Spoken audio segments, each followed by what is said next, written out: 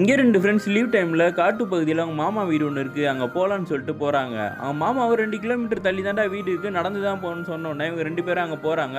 அவங்களுக்கு நைட்டுக்கு சாப்பாடுக்கு ஆள் வந்துருன்னு சொல்லி விட்டுறாங்க. நைட்டு உட்காந்துருக்கும் போது அங்கே வித்தியாசமான சத்தம்லாம் கேட்குது. இவங்க 2 பேரும் பயப்படுறானுங்க.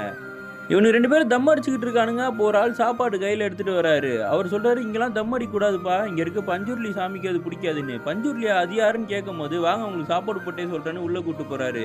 இவங்களும் சிகரெட்டை போட்டு கதையை ஆசையை கேட்க ஆரம்பிக்கிறாங்க. அவர் சொல்கிறாரு, பார்வதி சாமி வந்து பன்னிக்குட்டியை வளர்த்தாங்க, அது சிவனோட தோட்டத்தை வந்து அழிச்சிருச்சு, அவர் கோவத்தில் அதை கொண்டு போட்டார். பார்வதி அழுகுறதை பார்த்ததுக்கப்புறம் அந்த பன்னிக்குட்டிக்கு உயிரை கொடுத்து பூமியில் இருக்க எல்லாருமே காப்பாற்ற சொல்லி தெய்வம் மாற்றிட்டாங்க, அதுதான் பஞ்சுருளின்னு சொல்கிறாரு. எங்கள் நைட்டு தூங்க பயமாக இருக்குது, நீங்களும் இங்கேயும் ஸ்டே பண்ணுங்கன்னு அவரும் கூடயே ஸ்டே பண்ணிடுறாரு. காலையில் நான் சீக்கிரமாக கிளம்பி போயிடுவேன், நீங்கள் ஒன்றும் பயப்படாதீங்க, காலைல சாப்பாடு எடுத்துகிட்டு வரேன்னு சொல்கிறாரு. இவனுங்களும் காலையில் எழுந்துச்சு பார்த்தா அந்த ஆளை காணும். இவனுக்கு தம் அடிக்க ஆரம்பிச்சிடுறானுங்க. கொஞ்ச நேரத்தில் அந்த ஆள் வேறு ட்ரெஸ்ஸை போட்டு அங்கேருந்து பையில் சாப்பாடு எடுத்துகிட்டு வராரு. வந்தாலும் சொல்கிறாரு, நைட்டு சரக்கடிச்சு தூங்கிட்டேன், உங்கள் ஐயா கிட்ட சொல்லிடாதீங்க, என்னை திட்டுவார், தயவுசெய்து இந்த சாப்பாடை சாப்பிடுங்க அப்படின்னோடனே, சிகரெட்லாம் அடிக்கலாம் பிரச்சனை இல்லை, கீழே போட்டாதீங்கன்னு ஒன்று மிரண்டு போயிடுறானுங்க. ஏன்னா நேற்று நைட்டு வந்தது தான் பஞ்சுருளியாக இருந்திருக்கும். இப்போ வந்த ஆள் வந்து மனுஷன்றதை பார்த்த உடனே இவனுக்கு மிரண்டு போயிடுறானுங்க.